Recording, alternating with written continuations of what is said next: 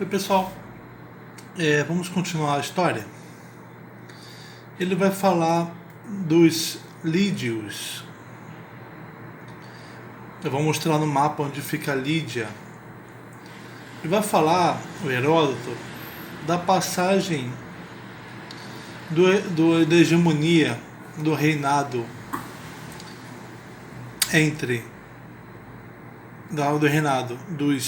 da descendência dos Heráclidas para a descendência dos Mernadais, tá?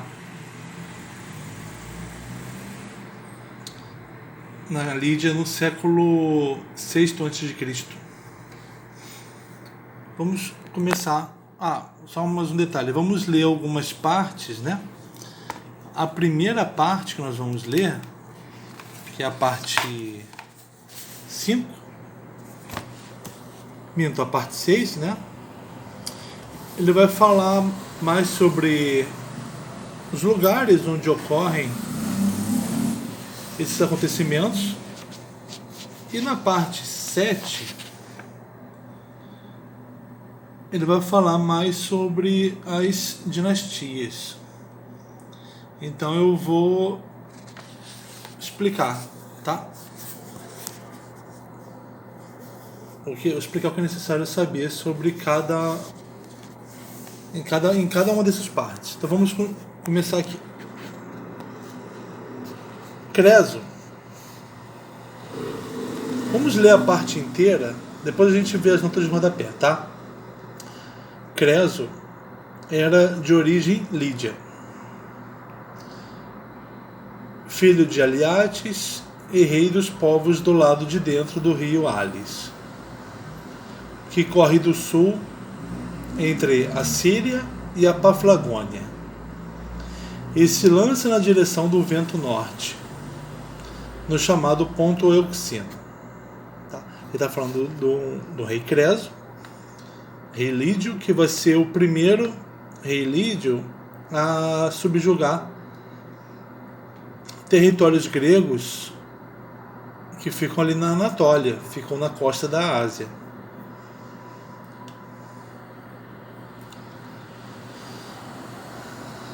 Ele era rei de a origem dele era Lídia, mas ele era rei de um povo que ficava ali no rio, no mar Euxino. Eu vou mostrar isso no mapa. Esse Creso foi o primeiro bárbaro, dentro do que nós sabemos, que submeteu alguns helenos ao pagamento de tributo e a outros tornou seus amigos. Subjugou Iônios, Eólios e Dórios, da Ásia, enquanto tornou os lacedemônios seus amigos. Ele subjugou então as cidades que eram helênicas, né, que ficavam na Ásia, mas se tornou amigo da Lacedemônia. Lacedemônios, que é uma região ao sul da Grécia. Antes do reinado de Creso, todos os helenos eram livres, pois o exército dos Cimérios, que invadiu a Iônia, que nela era mais antigo que o de Creso, não promoveu a submissão das cidades, mas, de surpresa, fazia sua pilhagem. Então, primeiro vamos ver no mapa isso tudo, depois a gente vê as notas de rodapé, tá? Vou marcar aqui. E o mapa, vocês sabem, a gente tem nessa edição aqui. A gente vira, que está aqui atrás, né? No finalzinho, ó. Começam a vir os mapas. Esse aqui é o primeiro, não.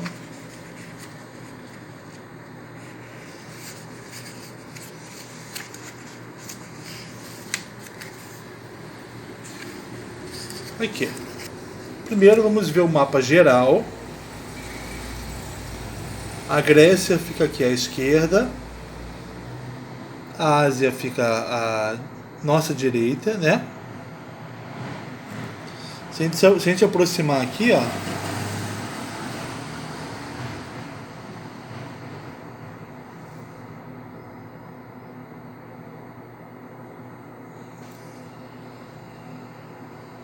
acho melhor a gente ir para o próximo mapa para ver mais no detalhe aí na Ásia. Aqui, ó.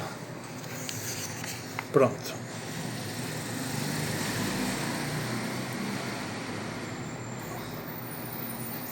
Aqui a Grécia, né? E aqui tá maior pra gente a Ásia. A Lídia, lugar de origem do Creso.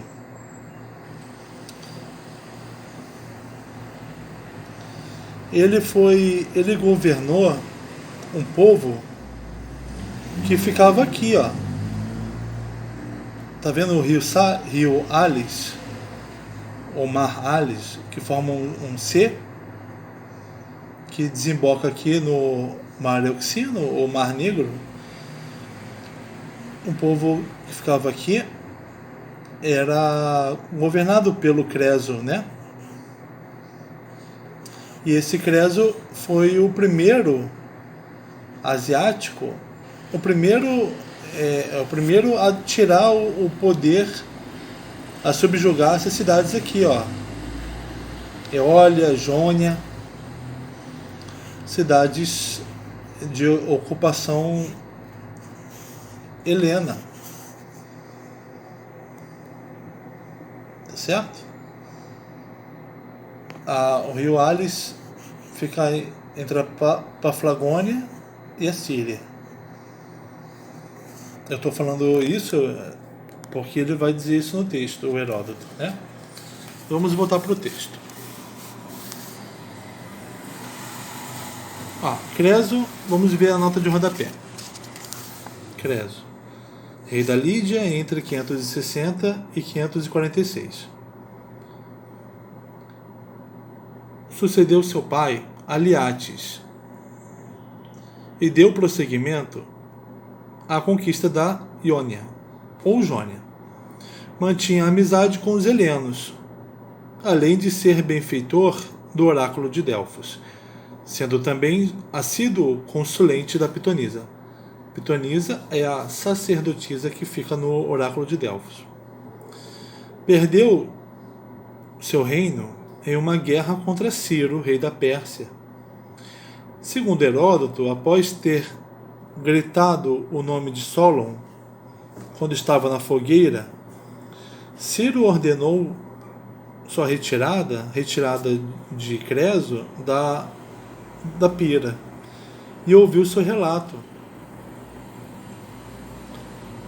O Creso foi mandado para o fogo por Ciro, mas gritou o nome de Solon, né, reformador das leis de Atenas. Admirado pela sapiência de suas palavras, Ciro manteve Creso vivo e nomeou seu conselheiro.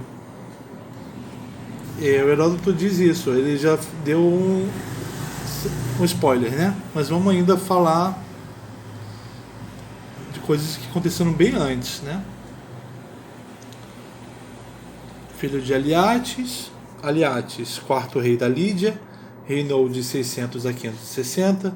Aliates foi conhecido por seus sucessivos saques à cidade de Mileto e principalmente por ter assegurado a hegemonia da Lídia na região, sendo um dos reis mais bem-sucedidos na dinastia dos Mernadais.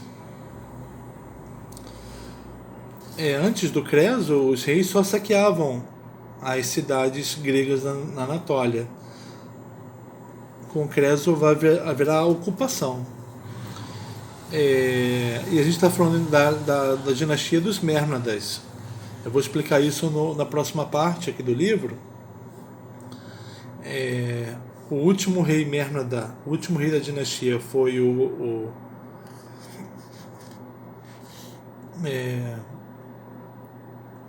rei que a gente vai ver, o Cáudalis, né? Mas vamos seguindo. Creso governou de 560 a 546. Antes dele, Aliates, de 600 a 560, tá? Daqui a pouco a gente vai ver essa linhagem dos reis. E rei dos povos do lado de dentro do rio Alis. Rei.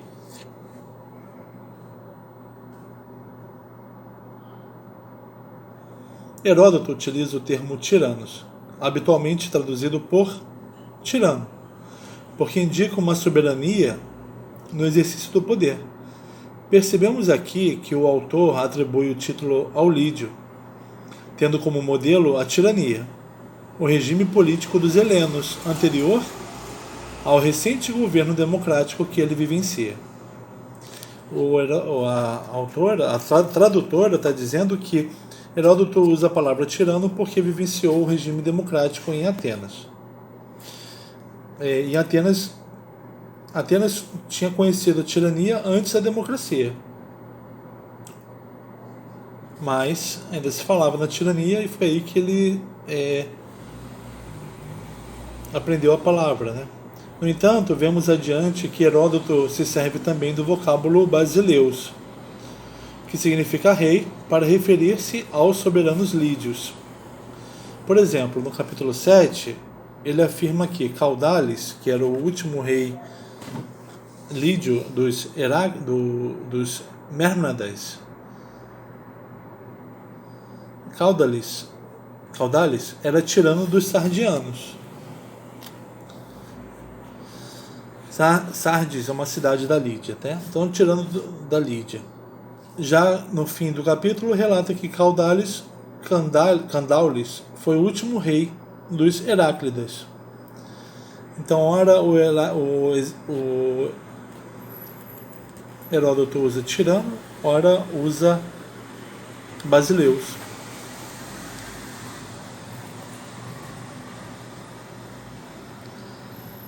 Rio Alis. Depois da batalha do rio Alis, entre medos e lídios, datada entre os séculos VII e VI, ficou decidido que os reinos seriam divididos por esse rio. Por ter a forma de uma curva, uma espécie de C, Heródoto fala em povos que habitavam do lado de dentro do rio, que eram esses que eram governados pelo Creso, né? Então Creso veio da Lídia, filho de Aliates, era rei dos povos do lado de dentro do rio Alis, que corre do sul entre a Síria e a Paflagônia.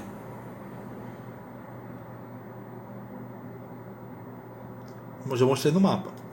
E se lança o rio na direção do vento norte, no chamado Ponto Euxina.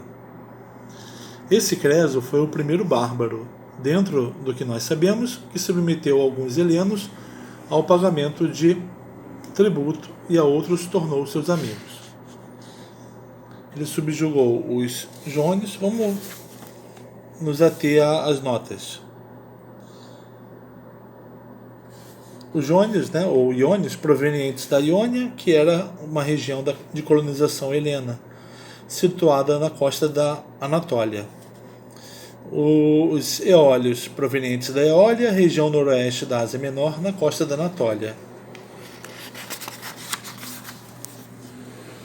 E dórios, provenientes do norte da Hélade. Os dórios estabeleceram-se na região do Peloponeso, na ilha de Creta, na Magna Grécia e em algumas ilhas do Mar Egeu. Os dórios têm uma história de terem invadido, helenos do norte, terem invadido a Grécia mais ao centro e ao sul.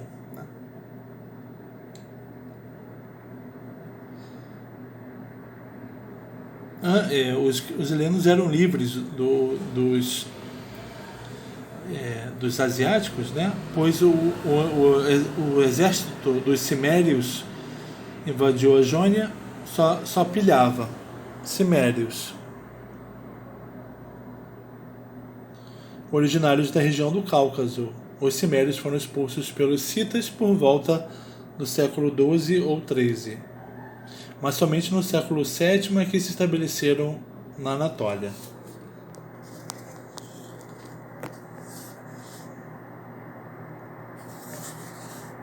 Cimérios, que também pilhavam a Anatólia, né?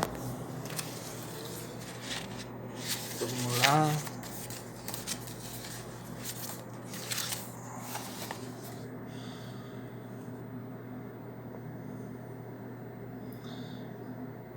Agora vamos falar das linhagens.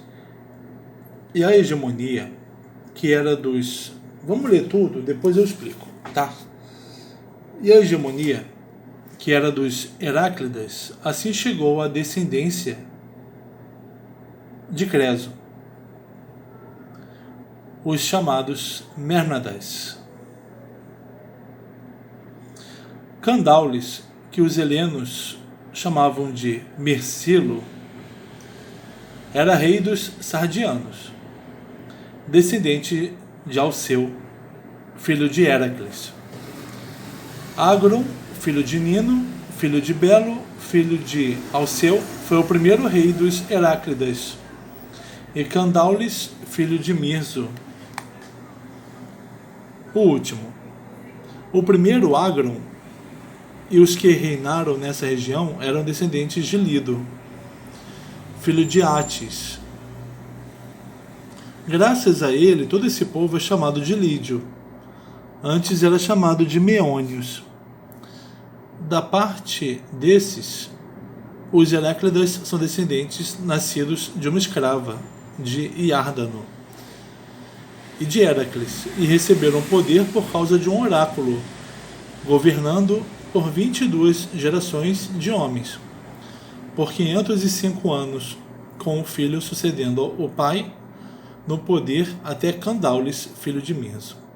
Eu fiz um esqueminha aqui que dá para entender bem. Ó. Héracles e uma escrava tiveram um filho chamado Alceu.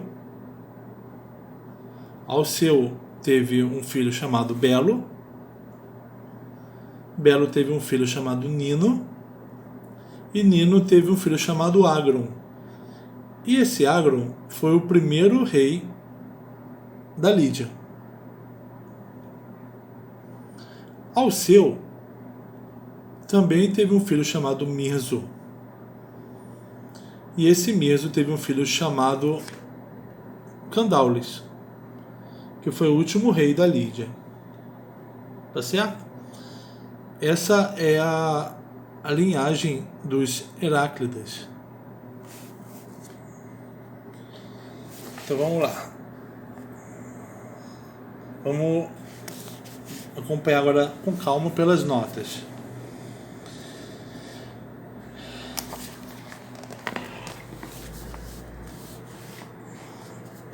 E a hegemonia, que era dos Heráclidas, vamos ver.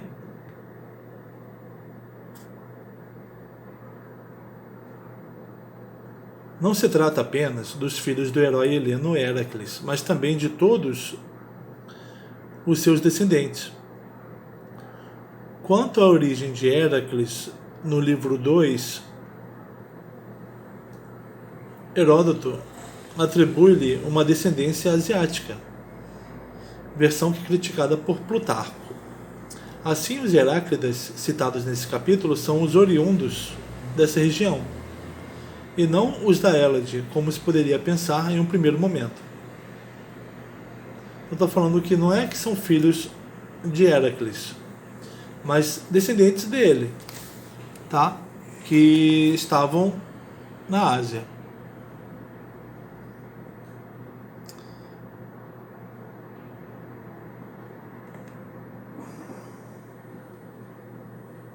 A hegemonia era dos Heráclidas, assim chegou a descendência de Creso, os chamados Mérnadas. O Creso era de outra descendência, né, que veio depois dos Heráclidas, a descendência dos Mérnadas. Vamos ver aqui essa linhagem. Dinastia dos Mérnadas na Lídia, cujo seu primeiro representante foi Giges, seguido por Ardes, Sadiates, Aliates e Creso.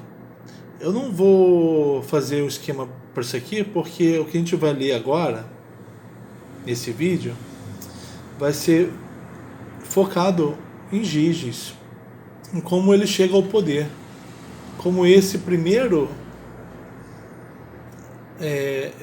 vai ser o primeiro rei da Lídia da linhagem dos Mérnadas, né? Substituindo o Cândalis, Cândalis, né?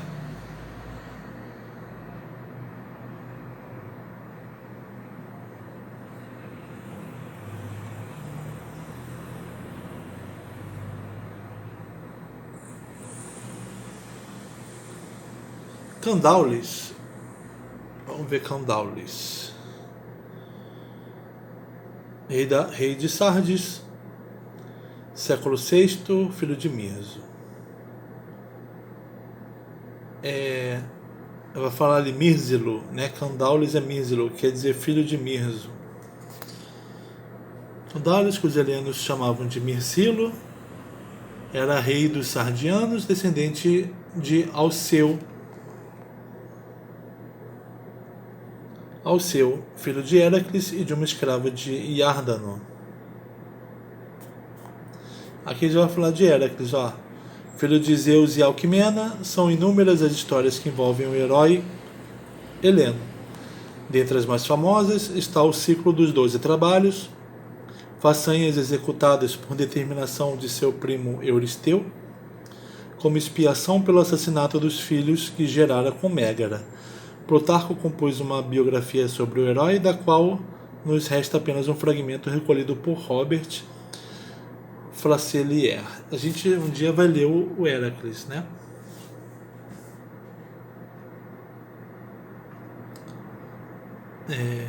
Candaules era Mirsilo, descendente de Alceu, filho de Heracles. Tá. Agron, conhecido apenas por ser filho de Nino, como relata Heródoto. Filho de Belo, filho de Alceu, foi o primeiro rei dos Heráclidas. E Candaules, filho de Mirzo, o último. O primeiro, Agron, e os que reinaram nessa região eram descendentes de Lido, filho de Atis. Agron, descendente de Lido, que era filho de Atis. Vamos ver esse Lido e esse Atis aqui.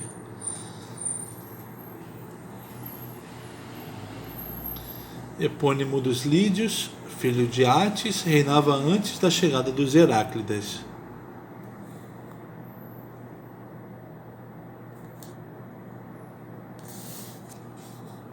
Ele está falando que o Agron, que é filho de Nino, né, também era descendente de Lido, tá, que era filho de Atis. Rei mítico da Lídia, durante o período precedente à tomada do poder pela família dos Heráclidas.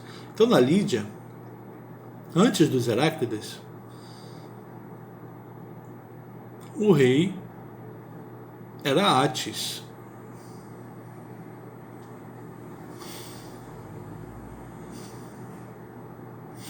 Né?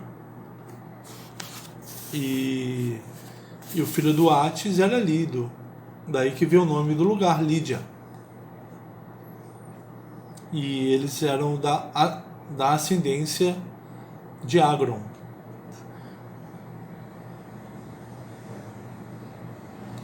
Graças a ele, o Lido, todo esse povo é chamado de Lídio. Antes era chamado de Meônios. Da parte desses, os Heráclidas são descendentes, nascidos de uma escrava de Iárdano e de Heracles. Vamos ver aqui. O nome da escrava é Ônfale, cuja interpretação corrente é a de que era rainha da Lídia e filha de Iárdano.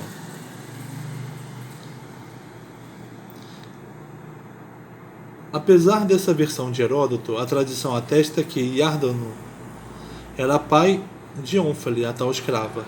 Além de ser o rei da Lídia, era identificado como um poderoso mago.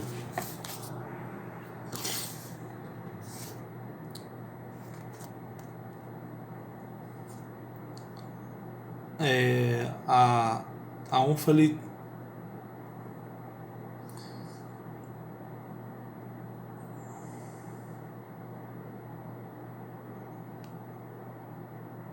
era filha de Iárdano. O Iárdano já tinha sido rei da Lídia, mas aparentemente perdeu o poder e a filha dele foi escravizada, né? Mas o Heracles a desposou e a trouxe de volta para Lídia, né? Receberam o poder os Heráclidas por causa de um oráculo, governando por 22 gerações de homens por 505 anos, com o filho sucedendo o pai no poder até Candaules, filho de Mirzo.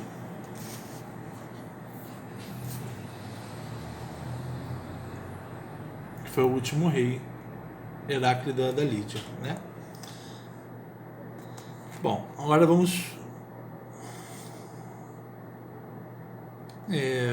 continuar. Agora ele vai entrar numa parte de história, é mais suave para ler. Esse Candaules, então, amava apaixonadamente sua mulher. Por ser um amante apaixonado, considerava que sua mulher era muito mais bela que todas. Como consequência de considerar isso, porque Giges, filho de Dacilo, era o preferido dos seus guarda-costas lanceiros, Candaules contava os assuntos mais sérios para esses Giges. Além disso, elogiava em excesso a beleza de sua mulher. Não se passou muito tempo, pois Candaules precisava estar em má situação. Ele disse para Giges o seguinte: Giges, penso que tu não acreditas em mim quando falo sobre a beleza da minha mulher, pois sucede aos homens de os ouvidos serem mais incrédulos que os olhos. Atua de modo que a vejas nua. E ele, em alto brado, disse: Senhor, por que proferes uma ordem que não é sensata? Estás me ordenando que veja a minha senhora nua? Quando a túnica é retirada, ao mesmo tempo, despoja-se a mulher de seu pudor. Há muito tempo, belas máximas foram inventadas pelos homens, e devemos aprender com elas. Entre elas, há uma, que é esta: deve-se ver o que é seu. Eu mesmo estou convencido de que ela é a mais bela de todas as mulheres. E peço-te para que não precises dessas impiedades. O Candaules amava muito sua mulher, considerava a mais bela de todas, e ele tinha um guarda-costas, né? Um servo, Giges. Vamos ver aqui esse Dacilo.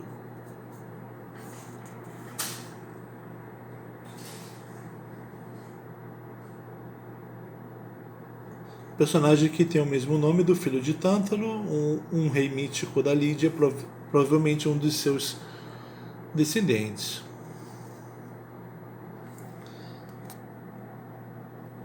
O Candaules chamou Giges, né? Não se passou muito tempo, pois Candaules precisava estar em má situação. Uma frase estranha, né? Heródoto refere-se ao destino reservado a Candaules, que previa sua morte e a ascensão de Giges ao trono, bem como que ele desposasse sua mulher. Aqui já falou o final da história. Então não adiantou fazer assim um clima, né? Ele chamou os Giges, ele vivia falando para os Giges que a mulher dele era muito linda, mas aí ele se convenceu que o Giges não acreditava. Porque, segundo ele, os homens só acreditam no que veem e não no que ouvem. Os olhos dos homens acreditam, os ouvidos não. Então ele disse que falou para o Giges fazer de acordo a ver a senhora nua. O Giges reage discordando veementemente, falando que a túnica guarda o pudor da mulher e que cada um deve ver o que é seu.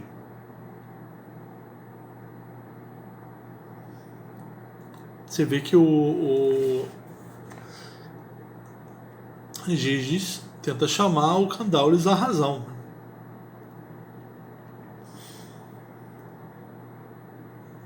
E falou que ele está convencido de que a rainha é a mais bela das mulheres. Ele não precisa ver para saber. Ele ouviu e já acredita.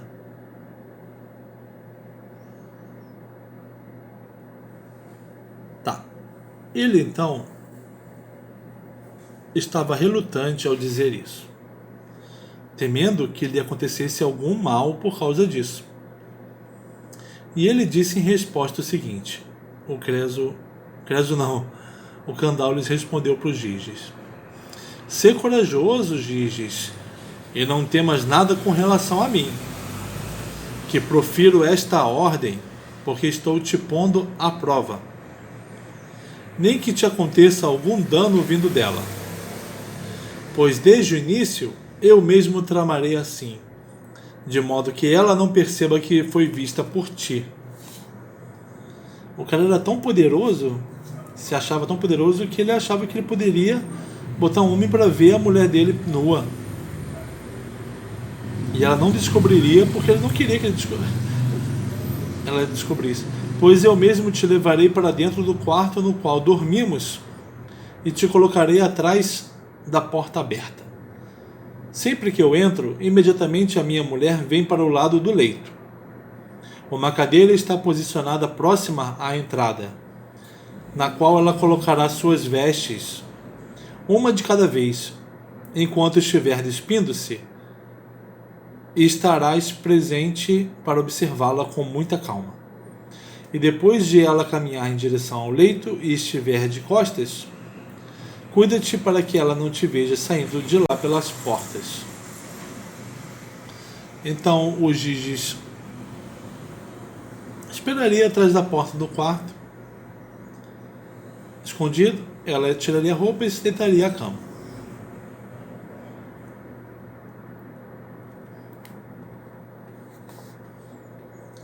E ele, como não podia escapar disso, ficou à sua disposição. E Candaules, depois de julgar que era a hora certa de se deitar, conduziu Giges ao quarto de dormir. E depois disso, imediatamente, também sua mulher estava presente. Após ela entrar, enquanto depositava suas vestes, Giges a observava. E quando ela virou as costas, indo em direção ao leito, ele escapou sorrateiramente e caminhou para fora do quarto. Mas a mulher o viu saindo. Tendo compreendido o que havia sido feito por seu marido, não gritou, embora estivesse envergonhada, nem demonstrou que havia percebido, porque tinha em mente vingar-se de Candaules, pois entre lídios e quase para o restante dos bárbaros, se também um homem fosse visto nu, isso lhe causaria uma grande vergonha. O rei envergonhou a rainha para provar que ela é bonita. Isso é uma soberba. A rainha não gostou, se sentiu envergonhada pelo que o rei fez. Então ela se vingaria do marido. Então, nesse momento, assim nada demonstrado, manteve silêncio. E o mais rápido possível, já ao nascer do dia, no momento favorável, pôs à sua disposição os escravos que lhe eram mais confiáveis, e chamou os Giges. E ele, pensando que ela nada soubesse do que fora feito, veio porque foi chamado, pois estava acostumado antes a ir quando a rainha o chamava. Quando Giges chegou, a mulher disse-lhe isto: agora, 2 caminhos se apresentam para ti, Giges. Dou-te a escolha para qual deles queres te dirigir. Ou mata Candaules e toma posse de mim e do reino da Lídia, ou tu mesmo deves imediatamente morrer, para que não obedeças a Candaules em tudo no futuro, e vejas o que tu não deves. O que o rei fez com Giges foi mostrar para ele a intimidade dele. Intimidade. Mostrar a intimidade. Mostrar a mulher. Não, intimidade não é uma boa palavra porque não existia naquela época, né? Mas o rei mostrou a esposa nua, a envergonhando. Então a esposa falou, a esposa envergonhada: olha, já que ele te mostrou isso que ele tem, que sou eu, a mulher dele, coisa que você não deveria ter visto, porque você não é o rei, você é o servo do rei. Então, ou você se torna o rei, já que você viu a esposa do rei matando o Candaules, ou você vai ser punido por ter feito o que não deveria.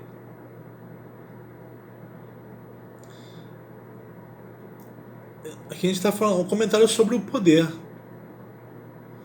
Um homem foi levado a fazer algo que não deveria. Então ele deve assumir aquilo. No caso, né? Nesse caso aqui, é a posição de poder. São simplesmente a consequência do que Giges fez. E do que Candaules fez também. Candaules merece perder a posição de rei, porque expôs aquilo que é dele. E vejas o que tu não deves. Mas ou aquele que deliberou isso deve morrer, ou tu, que me visse nua e não pensasse no que estavas fazendo.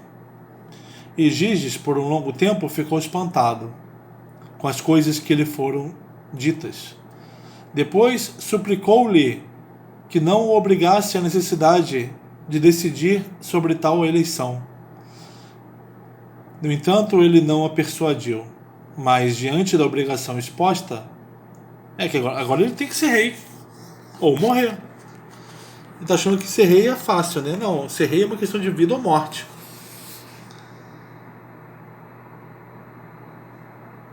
No entanto, ele não a persuadiu, mas diante da obrigação exposta, ou matava o seu senhor, ou ele mesmo seria morto por outros.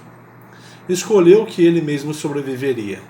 Então ele a consulta dizendo o seguinte: uma vez que me obrigas a matar o meu senhor, mesmo eu não querendo, vamos, ouvirei de que modo o atacaremos.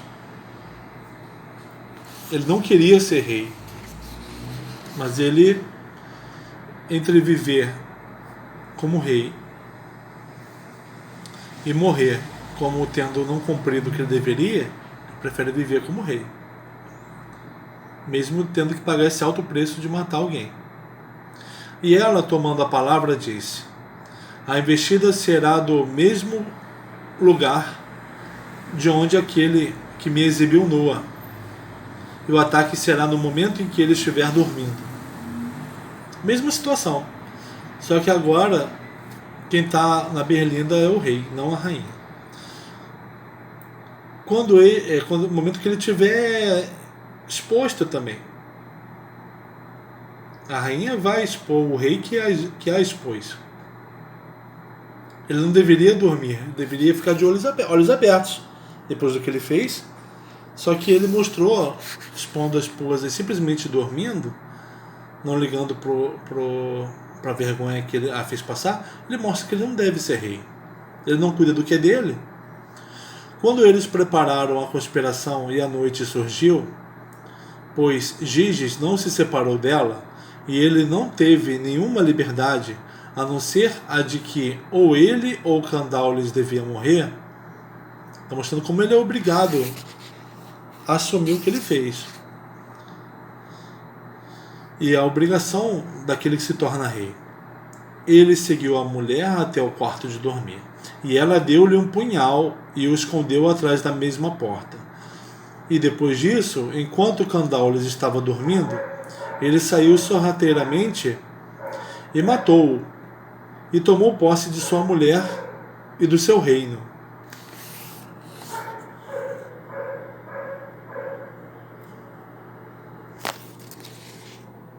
Vamos dar uma paradinha para ver as notas. Aqui, ó. Entre os autores antigos, há duas versões além desta. Segundo Platão, Giges era um simples pastor que um dia encontrou uma fenda na terra. Dentro dela havia um cavalo de bronze oco que abrigava um cadáver com um anel de ouro. Então Giges retirou o anel do dedo do cadáver e, após colocá-lo, começou a girá-lo. A cada movimento para o lado interno de sua mão, percebia que se tornava invisível. De posse desse poderoso anel, Giges obteve um cargo de confiança na corte do rei da Lídia. Seduziu sua mulher e juntos tramaram a morte do rei, cumprindo o ardil. Giges a desposa e passa a ser rei. Uma outra versão para o reinado do Giges. É conhecido como o Anel de Giges, que é uma questão discutido hoje como uma questão moral, né? Você deve fazer o que você quiser quando está. Se ninguém te puder te ver, você pode fazer qualquer coisa, né? Será que quando você está invisível ninguém mesmo está te vendo? Será que você mesmo não está se vendo?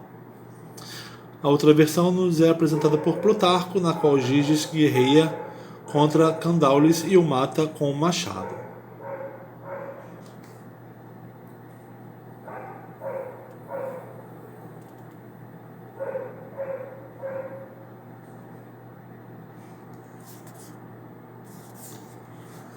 Arquíloco de Paros. Arquíloco, poeta heleno do século VII, nascido na ilha de Paros, segundo a tradição, filho de uma escrava e, por limitação econômica, migrou para Tasos, onde foi soldado mercenário e apaixonado por Neobule, filha de Licambis. A poesia iâmbica e seus hinos tornaram Arquíloco famoso, mas deles nos restaram apenas fragmentos. Paros, ilha helena localizada no Egeu, uma das maiores que compõem as chamadas Cíclades. Arquíloco de Paros, que viveu na mesma época, traz isso à memória em um verso triâmetro iâmbico.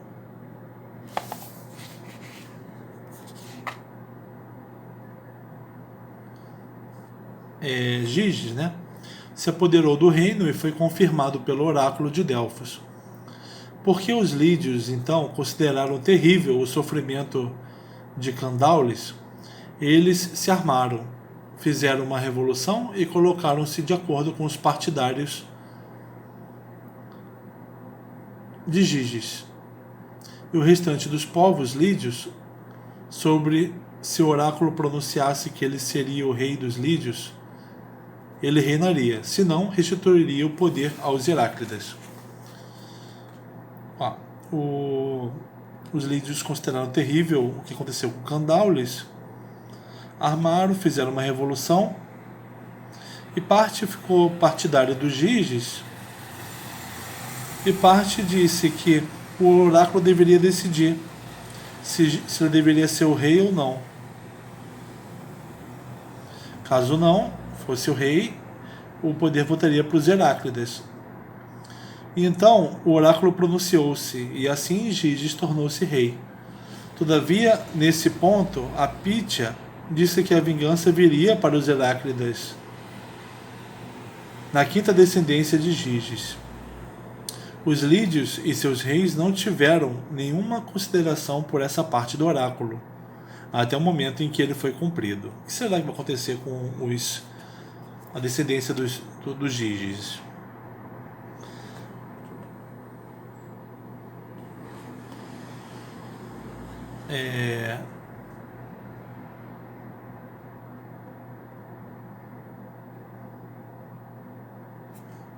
Um verso trímetro iâmbico, que foi o que o Arquíloco fez sobre essa história, né?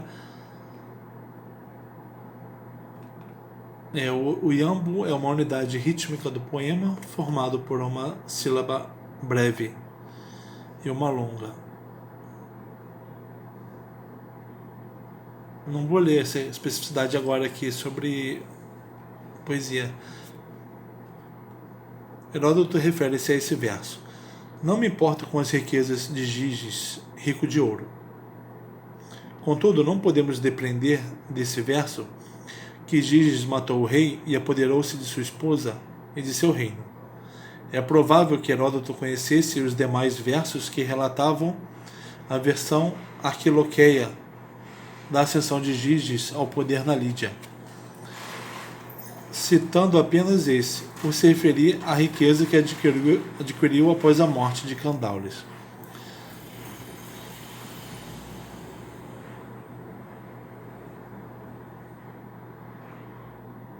Está falando que provável que o Heródoto conhecesse o poema de Arquíloco, mas só citou essa parte sobre as riquezas que ele adquiriu.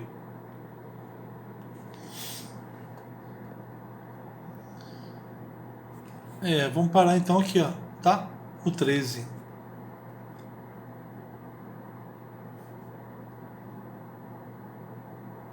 Vamos mudar agora. Vamos ler rapidinho. Aqui nessa edição do Mário da Gama Cury.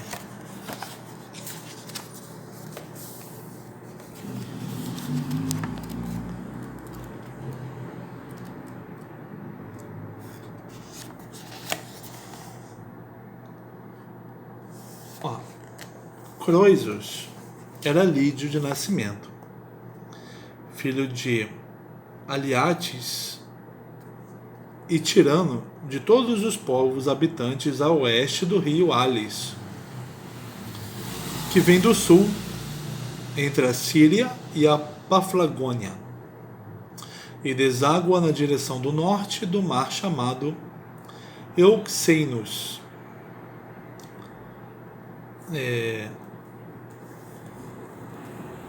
Croesus, né?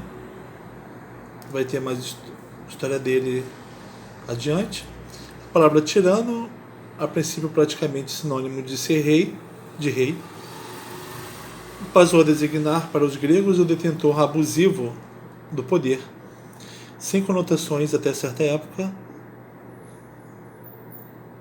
de despotismo ou crueldade. A princípio, tirano não era sinônimo de crueldade, depois vai ser. O rio Alis é o atual Kizil Ikmar e o Pontus Euxênios, atual Mar Negro. Como é que é? Tá aqui, né?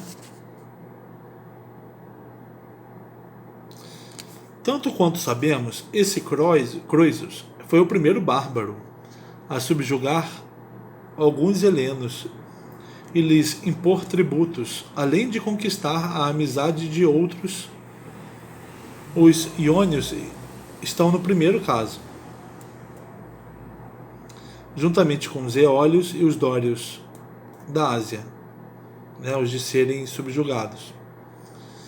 E os lacedemônios estão no último, né, eram amigos de Creso.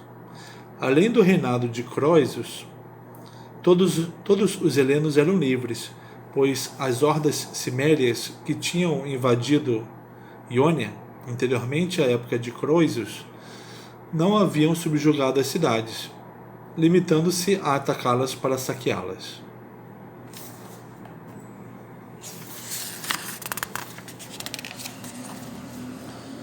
A hegemonia, antes nas mãos dos Heráclidas, passou à raça de Croesus, os chamados Mermnadas, da seguinte maneira: Candaules, chamado Merzilos pelos helenos, era o tirano de Sardes. Ele descendia de Alcaios, filho de Heracles, Agron, filho de Ninos, o filho de Belos, que por sua vez era filho de Alcaios, foi o primeiro Heráclida rei de Sardes. E Candaules, filho de Mirsos, foi o último. Os reis dessa região antes de Agron eram descendentes de Lidos, filho de Atis, do qual todo o território lídio tirou o seu nome. Antes disso, ele era chamado Terra dos Meios. E destes, os Heráclidas, descendentes de Heracles e de uma escrava de Iardanos, receberam o poder e o exerceram em virtude de um oráculo. Eles governaram durante 22 gerações ou 505 anos, filho sucedendo o pai, até Candaules, filho de Mirsos.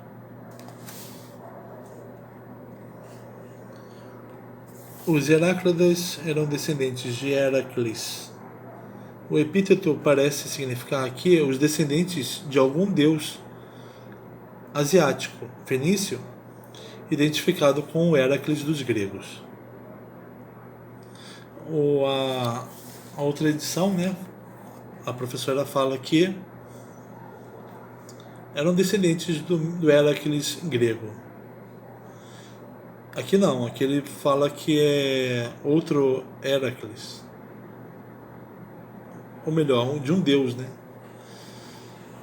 Os Heráclidas reinaram na Lídia até 687. Os Mermnadas, o clã dos falcões, até 546. Belos é o fundador lendário da Babilônia, e Ninos, o de Nínive. Atis é filho de Manes, que seria filho de Zeus. A escrava de Iardanos é Ônfale, mencionada mais frequentemente como rainha da Lídia, e filha desse rei, do qual Heracles foi escravo. Candaules é chamado também de Myrcilus.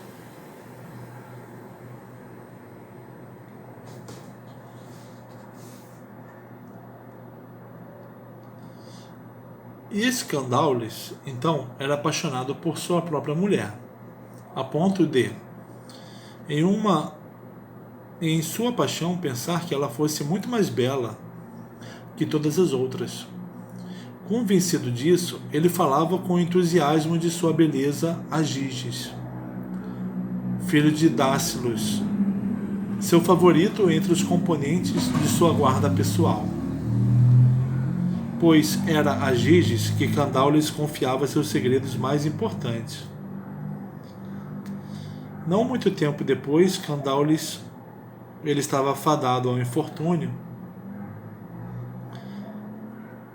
disse o seguinte a Giges. Olha, na outra edição, fala que o Candaules disse para o Giges que ele estava fadado ao infortúnio. Aqui é o narrador que diz esse fado. Então a gente não sabe se Candaules sabia, por aqui. Ele disse o seguinte a Giges: penso, Giges, que não creis nas minhas palavras a respeito da beleza de minha mulher. Os homens confiam menos em seus ouvidos que em seus olhos. Ele achou que o servo deveria ver.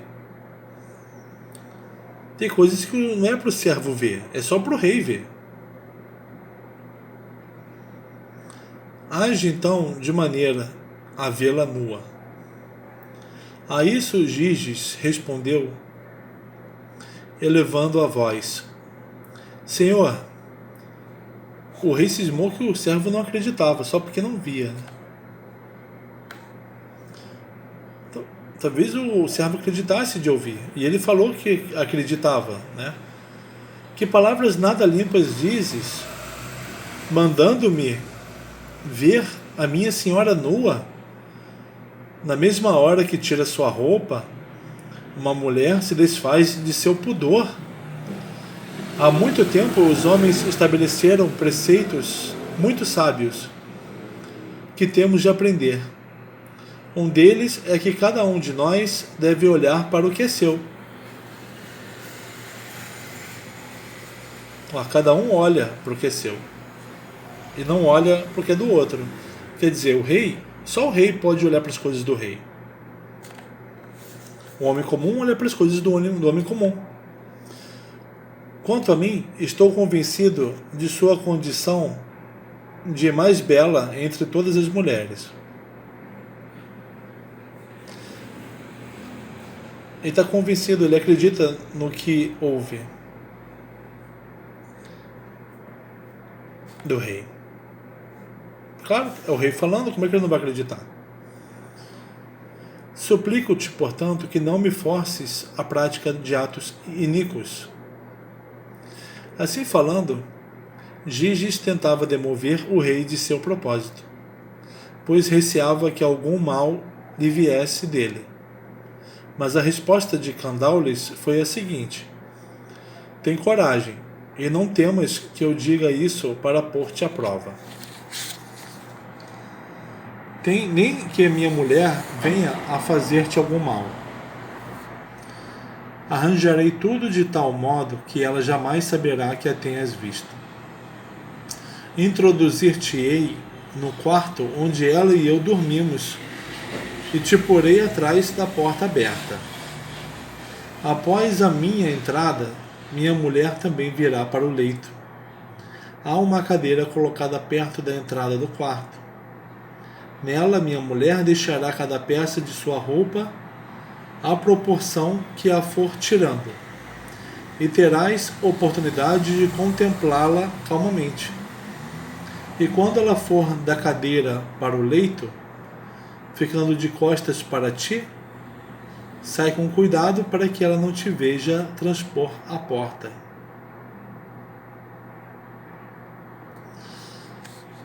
Não havendo meios de fugir ao pedido, Giges concordou. Candaules, quando julgou chegada a hora de ir para o leito, introduziu Giges no quarto. E logo depois sua mulher apareceu.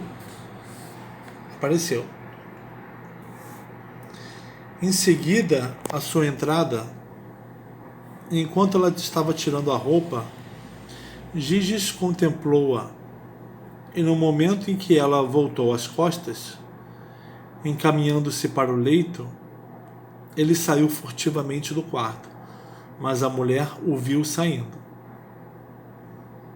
Ela percebeu o procedimento de seu marido, mas embora sentisse vergonha, não gritou nem deixou transparecer que havia notado algo, pois tinha em mente punir Candaules.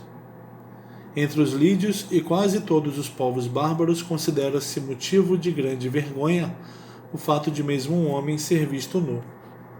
A rainha, ela entendia que as coisas do rei não devem ser vistas pelo homem comum. Mas o rei insistiu em colocar um homem comum ali no lugar onde só os olhos do rei podem ver. A rainha, ela era uma rainha de fato, porque ela sabia que aqueles olhos comuns não deviam estar ali. O rei não. O rei,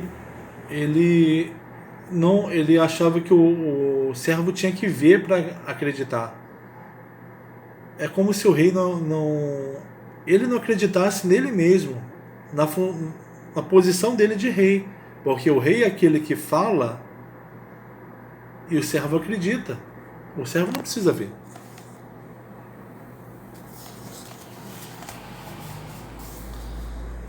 No momento em que nada demonstrou e se manteve tranquila, no momento ela nada demonstrou e se manteve tranquila, mas no início do dia verificou se seus serviçais mais fiéis estavam próximos e chamou Giges. Este, supondo que ela nada soubesse quanto ao seu ato, atendeu ao chamado, pois estava sempre pronto a atender a qualquer chamado da rainha. À sua chegada, a mulher lhe disse: agora, Giges, tens 2 caminhos à tua frente. Escolhe o que desejas seguir. Ela nem falou para ele que ela sabe o que ele fez. Ela já sai dizendo o que ele deve fazer, a escolha dele. Isso é o que o rei faz. O rei não se explica. O rei é aquele que dá a direção. Deves matar Candaules e ficar comigo, e com o trono da Lídia para ti. Ou então serás morto imediatamente. Isso te impedirá de obedecer a todas as ordens de Candaules no futuro, e de ver aquilo que não deves. Um dos 2 deve morrer. Ou ele, o autor do plano, ou tu, que, vendo-me nua, agiste indecorosamente. Diante disso, parece até a história do Prometeu, né, que roubou o fogo dos deuses e deu para os homens, né? Diante disso, Giges ficou perplexo durante alguns instantes. Em seguida, suplicou à rainha que não o compelisse a tal escolha. Mas, como não conseguiu persuadi-la e percebeu que teria fatalmente de matar o seu senhor ou ser morto por outros, escolheu sua própria vida. Então respondeu dizendo-lhe: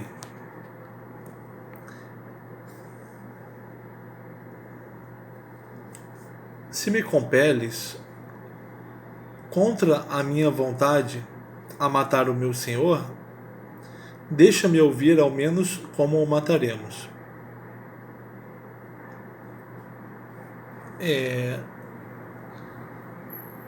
Ele se coloca como servo da rainha. Vai obedecê-la. O destino que ela deu para ele, né? Replicando, ela disse: chegarás até Candaules no mesmo lugar onde ele te levou a ver-me nua. O ataque será feito enquanto ele estiver dormindo. Enquanto o plano ficou pronto e a noite chegou, quando o plano ficou pronto, né? E a noite chegou, a rainha não deixou sair, e não havia meio algum de escapar. Ele ou Candaules deveria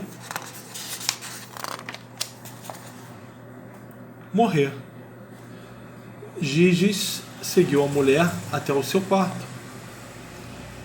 Ela lhe entregou um punhal e o ocultou atrás da mesma porta. Logo que Candaules adormeceu, Giges saiu de seu esconderijo e o matou, tornando-se assim o senhor de sua mulher e de seu reino. Arquílocos de Paros, que viveu mais ou menos na mesma época, fez também menção a Giges em um verso trímetro iâmbico.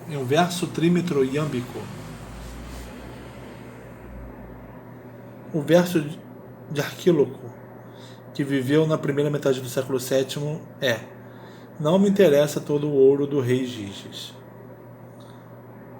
Trata-se do verso 1 do fragmento 22, até dizendo de onde veio. Esse episódio é mencionado em versões diferentes por Platão e por Plutarco. Assim, o Giges se apossou do poder supremo, no qual foi confirmado pelo oráculo délfico. Realmente, em face da grande indignação dos lídios diante do infortúnio de Candaules, os partidários de Giges e o resto do povo chegaram a um acordo segundo o qual, se o oráculo determinasse que Giges fosse rei dos lídios, então ele reinaria.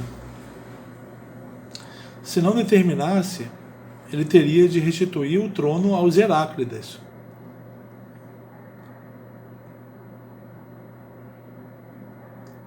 O oráculo determinou e assim Giges tornou-se rei.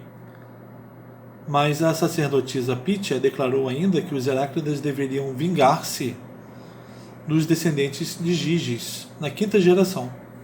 Os lídios e seus reis não se preocuparam, todavia, com essa profecia até o dia de sua realização. Então,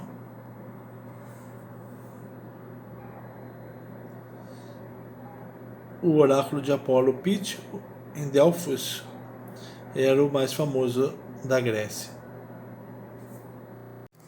Agora vamos na tradução do Waterfield. Croesus was Lydian by birth. He was the son of Alyattes and ruled over all the various peoples who live west of the river Halys, which flows from the south between where the Syrians and the Paphlagonians live, and in the north issues into the sea which is known as the Euxine Sea. Croesus was the first non-Greek we know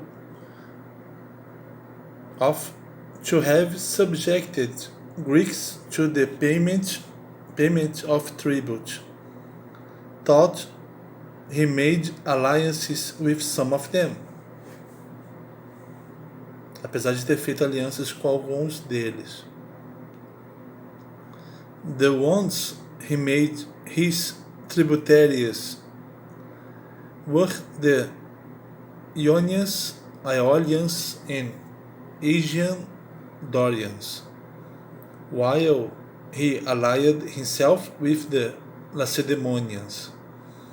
Before Croesus' reign, all Greeks were free. The Cimmerian expedition, which reached Ionia before Croesus' time, was a raiding party, uma expedição de saque, intent on pillage and not a conquest of the communities there. Here is how the kingdom passed from the Heraclidae, who had been the Lydian royal family, to Croesus' family, who were called the Myrmidai. There was a man, Candaules, by name, although the Greeks call him Myrsilus, who was the ruler of Sardis and a descendant of Alcaeus, the son of Heracles. Candaules, descendente de Heracles. The Heraclid dynasty in Sardis started with Agron, who was the son of Ninus, grandson of Belus and great-grandson of Alcaeus, and ended with Candaules, who was the son of Myrsus. Before Agron, eu tenho a impressão de que ele falou de forma mais simplificada, né, do que os outros. Simplificada não, mas fácil de entender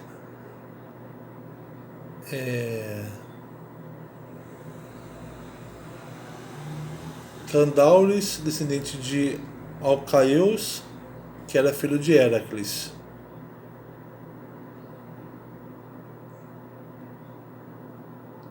A dinastia dos Heraclidas começava com Agron, que era filho de Ninos. Agron neto de Belos e tataraneto de Alcaeus, que era filho de Heracles. Então você já vê a linhagem, né? Heracles, Alcaeus, Belos, Ninos e Agron.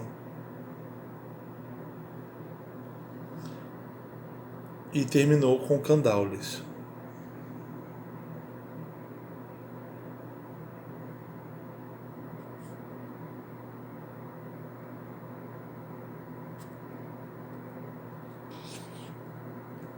O Agron foi o primeiro da dinastia do primeiro governante Heraclida, né, da Lídia. Before Agron, this region was being ruled by descendants of Lidus, the son of Attis, the one who is the reason for the whole population being called Lydian, when they had previously been known as Maians. The Heraclidae, whose ancestors were Heracles and the slave girl belonging to Iardanus, gained the kingdom of Lydia, which they had been entrusted by Lidus' descendants, thanks to an oracle.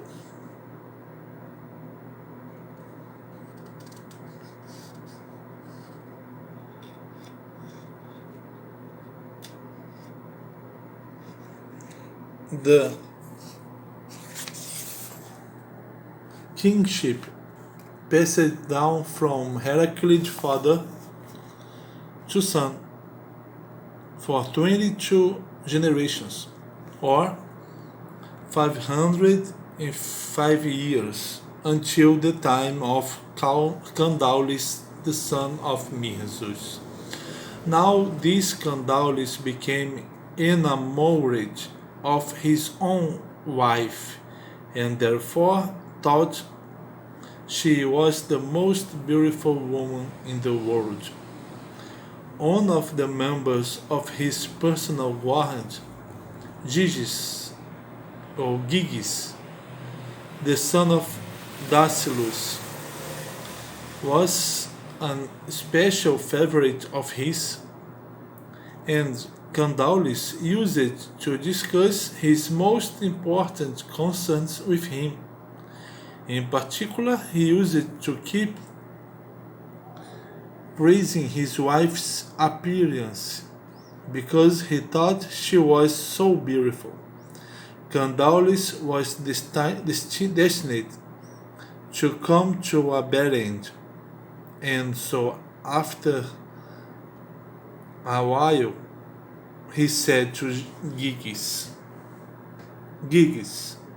I don't think you believe what I tell you about my wife's looks. And it's true that people trust their ears less than their eyes. So I want you to find a way to see her naked. Gyges cried out and said, Master,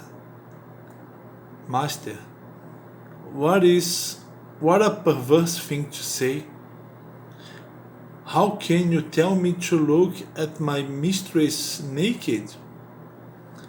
As soon as a woman sheds her clothes, she sheds her modesty as well. There are long-established truths for us to learn from, and one of them is that everyone should look to his own. Ele é mais sábio do que o rei. E o rei tem que ser sábio. I believe you. She is the most beautiful woman in the world. Please don't ask me to do anything wrong. He was afraid of disastrous consequences, but Candaris replied to these protestations of his by saying, "Don't worry, Giggs. You needn't be afraid that this suggestion of mine is designed to test you. And you needn't be afraid of my wife either, because no harm will come to you through her. I'll contrive the whole business from start to finish in such a way that she won't even know she's being seen by you. I'll get you to stand behind the open door of our bedroom, and I'll be there already before my wife comes to bed. There's a chair near the entrance to the room on which she'll lay her clothes one by one as she undresses, so that will make it very easy for you to watch her. When she leaves the chair and goes over to the bed, you'll be behind her back, and then you just have to make sure that you get out through the doorway without her spotting you." Because he could not get out of it, Giggs agreed. When Candalis thought it was time for bed, he took Giggs to the bedroom, and very shortly afterwards, his wife arrived too. Giggs watched her come into the room and put her clothes on the chair. When he was behind her back, as she was going over to the bed, he set about slipping out of the room. But the woman spotted him on his way out. She realized what her husband had done. Despite the fact that she had been humiliated, she did not cry out, and she did not let him see that she knew, because she intended to make him pay. The point is that in Lydia, in fact, more or less throughout the non-Greek world, it is a source of great shame even for a man to be seen naked. Anyway, she kept quiet at the time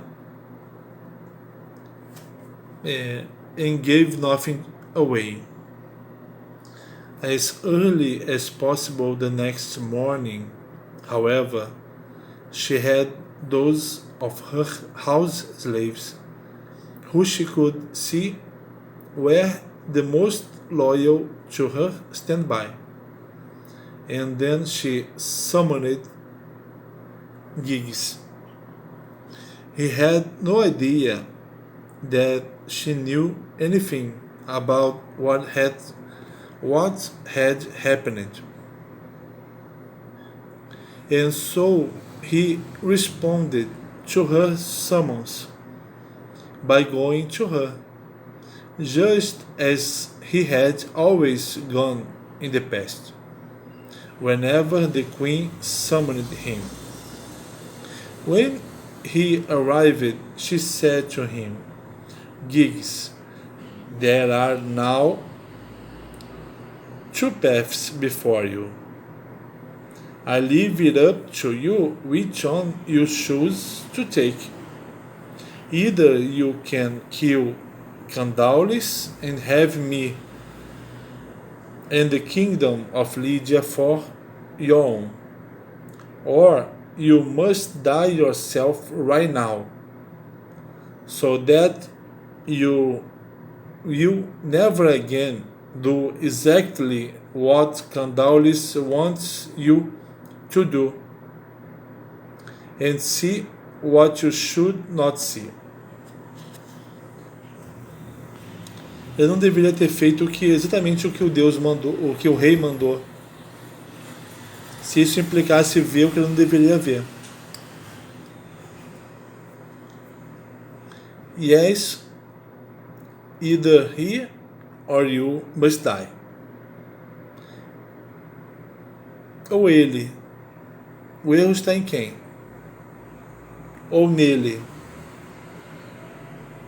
que abriu o que o rei não deve abrir para um servo? Ou você, que fez o que não deveria, que olhou para onde não deveria? Quem errou? Um dos dois tem que pagar.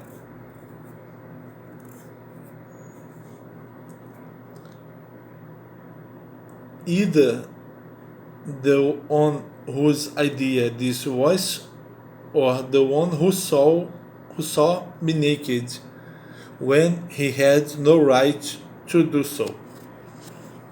At first, Giggs was too astonished to reply, but then he begged her not to force him to make such a choice. She could not be moved, however. He saw that he really was faced with choosing between killing his master or being killed himself by others, and he chose to survive. So he had a question for her. It's not as if I want to kill my own master, he said, but since you are forcing me to do so, please tell me how we're going to attack him. The place from where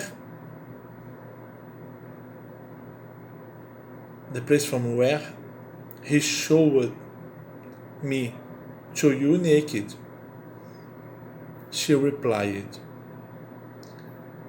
will be the place from which to launch the attack against him. The attack will happen when he's asleep. So they made their plans. There was no way out for Giggs, no escape. Either he or Candaules had to die. When night came, he followed the woman to the bedroom, where she gave him a dagger and hid him behind the same door.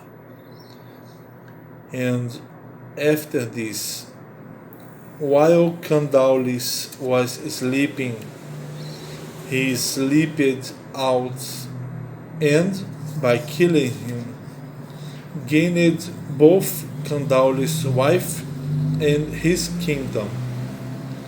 Archilochus of Paros, who lived at the same time, commemorated Giggs in a poem of iambic trimetres. And Obelus indicates that there is a note in the textual notes, lá no final.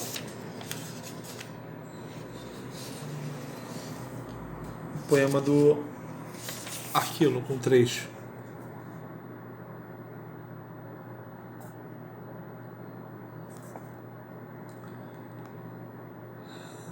So he gained control of the kingdom, and he retained power thanks to the Delphic oracle. What happened was that the legions armed themselves in anger at what had happened to Candaules. But Gig's supporters made a deal with the rest of the legions. The agreement was that if the oracle pronounced Gigis king of Lydia, he would rule, but if not, power would be restored to the Heraclidae. In fact, the oracular pronouncement was favorable, and so Giggs became king of Lydia. However, the Pythia qualified her declaration by saying that for the Heraclidae, vengeance would come on the fourth in the descent from Giggs.